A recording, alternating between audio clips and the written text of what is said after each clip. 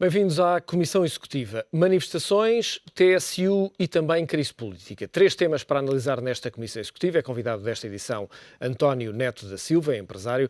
António, obrigado por estar nesta Comissão Executiva. Começo exatamente por aqui. O Governo devia recuar na taxa social única?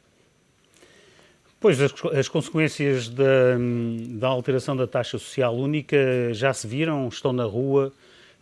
Um grande número de pessoas que conhecem bem a realidade do país, a economia do país e também a sociedade portuguesa têm defendido o recuo nesta medida. Eu entendo que, de facto, o Governo devia recuar nesta medida que provocou uma situação que, apesar de ordeira, e diga-se,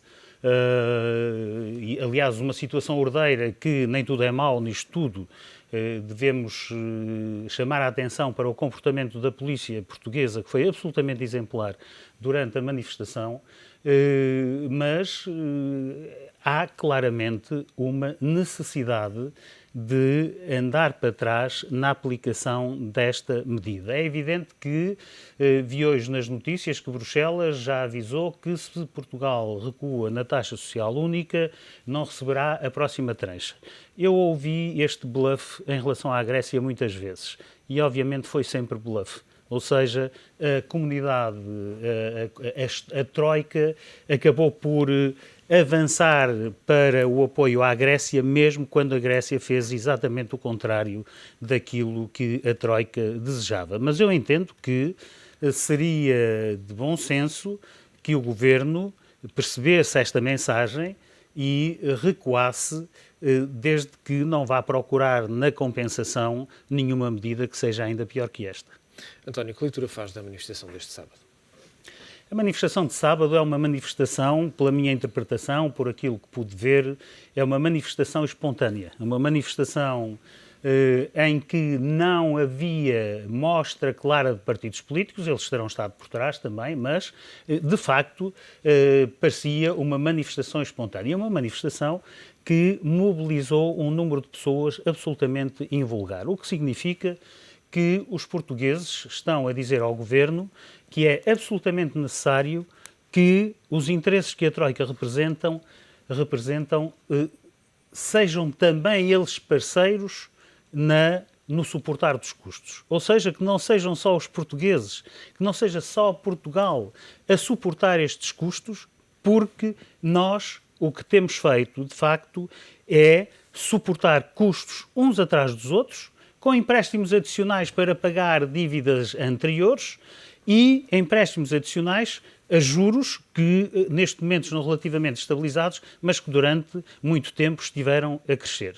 Nós não podemos pagar dívidas se não tivermos um crescimento, se não pudermos libertar meios e, portanto, é preciso que o Governo compreenda que é necessário mudar o rumo e fazer um braço de ferro com a Troika para que os interesses representados pela Troika, eles próprios participem nos sacrifícios. Eu faço lembrar que a Grécia já foi perdoada em mais de 80% da dívida que tinha.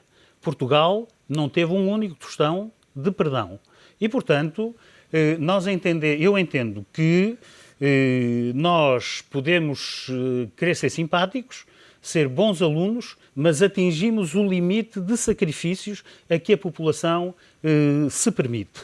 E, por outro lado, também atingimos, relativamente às empresas, o limite máximo daquilo que as empresas podem suportar como custos. Se tivermos em conta que são os trabalhadores e que são as empresas, os trabalhadores que são uma massa humana que precisa de ser motivada, que precisa de ser estimulada. Os trabalhadores não são máquinas.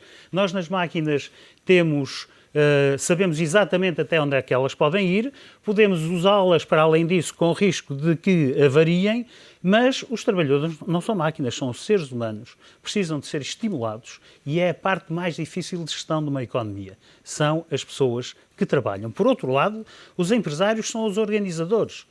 Seria bom que organizassem ainda melhor, mas precisam também de estímulo para continuarem a organizar, para continuarem a investir, para que a economia cresça, para libertar meios, para pagar dívidas. E, portanto, é preciso aqui criar uma situação em que a Troika perceba que os credores internacionais vão ter eles próprios que participar também neste esforço que nós estamos a sofrer. A participar com uma redução significativa do serviço da dívida, ou seja, uma redução significativa dos juros que pagamos, e, por outro lado, com uma redução significativa daquilo que é a nossa dívida. Nestas circunstâncias, todos ficariam melhor.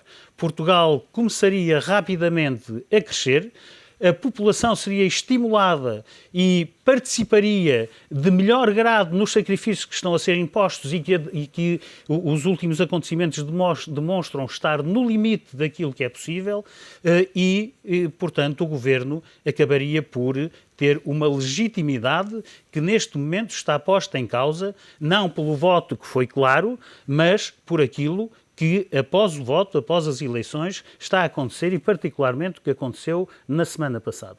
Não é desejável para Portugal que este governo caia. Não é desejável para Portugal que os membros da coligação se acusem mutuamente. E não é desejável para Portugal que um dos membros da coligação acuse a outra parte de não o ter ouvido.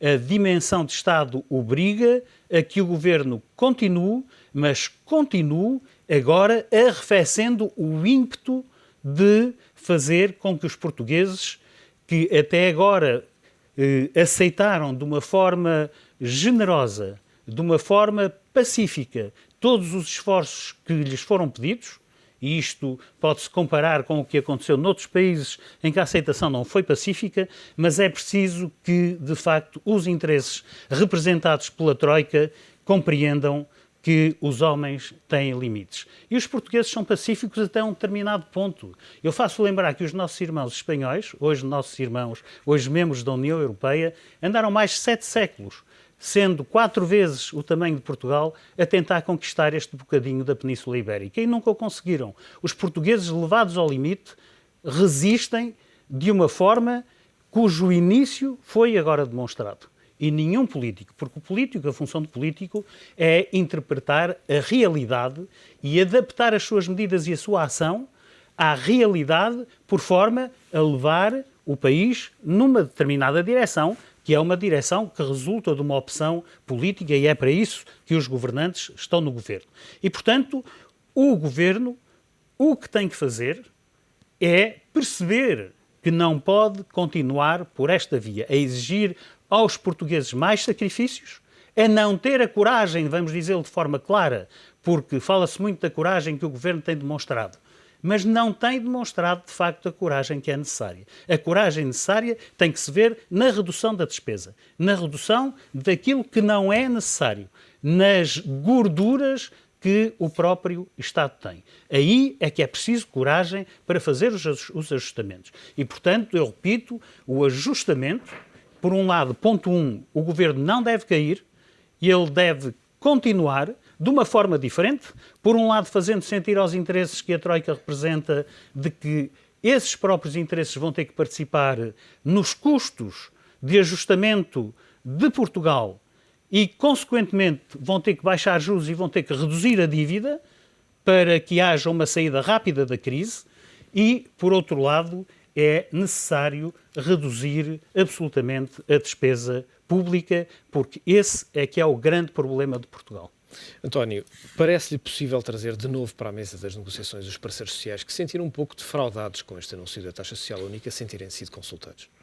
Os parceiros sociais têm revelado, e chapou para a UGT e para a Confederação da Indústria Portuguesa, têm revelado uma consciência cívica e uma dimensão de Estado que são, aliás, invulgares quer nos sindicatos, quer nas confederações patronais. Foram defraudados por não terem sido consultados, havendo em funcionamento uma estrutura que se chama Conselho Económico e Social, onde, em princípio, as grandes decisões devem ser debatidas entre o Governo e os parceiros sociais, e, portanto, estão defraudados, mas, claramente, reagiram ontem de uma forma absolutamente isenta, tem duas grandes lideranças, quer o líder da OGT, quer o líder da Confederação da Indústria, são dois indivíduos com dimensão que o têm demonstrado ao longo do tempo, e tenho a certeza absoluta que eles estarão disponíveis para se sentar novamente à mesa com o Governo para ajudar Portugal a sair desta crise. É isso que têm feito nos últimos tempos a Confederação da Indústria Portuguesa e a UGT. O último ponto da nossa agenda, António, tem que ver com a crise política. Parece-lhe que também as temperaturas, ou a temperatura entre Pedro Passos Coelho e Paulo Portas podem arrefecer nos próximos dias? Este é um problema da democracia e dos partidos políticos. Em democracia, quem chega ao poder é quem passa pelo crivo dos partidos políticos. O crivo dos partidos políticos é um crivo muito especial. Raramente consegue produzir os melhores para os cargos de chefia. Raramente. Aquilo que, quando há uma coligação, se não houver dimensão de Estado suficiente, o responsável da coligação que está em segundo plano estará sempre à espera de uma aberta para poder tentar para primeiro plano. Só uma dimensão de Estado muito grande é que faz com que isto possa ser diferente. E, portanto, a atuação do líder minoritário da coligação foi uma atuação que eu tenho pena que se tenha passado assim. É muito difícil vir dizer membro da coligação número 2, ao fim e ao cabo, de uma coligação que não se opôs por razões de Estado, mas que achou muito mal e até sugeriu alterações e rumos diferentes. É evidente que quem está atento politicamente sabe que estas coisas são jogos de poder, que a única coisa que têm como consequência é poderem criar uma crise de que o país não precisa. Paulo Portas deve estar solidário com Passos Coelho, Passos Coelho deve estar solidário com Paulo Portas, com um grande objetivo, que é a Troika perceber que os interesses que representa têm que participar nos custos e que a coragem para gerir este país não se traduz no aumento dos impostos e da carga fiscal sobre os trabalhadores, nem na redução de salários, nem sobre os empresários, porque são eles que criam riqueza, mas se traduz numa atenção específica dentro do setor público para cortar drasticamente, doa a quem doer, aquilo que são gorduras conhecidas de há tantos e tantos anos na nossa economia. António Neto da Silva, deixa-me desejar-lhe o resto de uma boa semana. Agradeço o seu comentário nesta Comissão Executiva, que regressa amanhã. Aproveite este dia.